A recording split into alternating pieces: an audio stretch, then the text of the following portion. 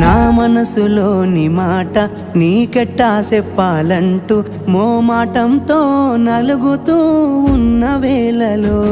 నీ సిగ్గు పాడుగాను సిన్నబోయి బోయి నేను చెప్పేసా దూరమైతావాని మనసులో మాట అమావాస్య సీకట్లోన సందమామల తెచ్చావే నా బతుకుల దీపాల పండుగ ఓడి అలిసిన నా గుండెకు గెలుపంటే నువ్వేగా ఆ సంబూరాన్నే రాయవోతే పల్లవి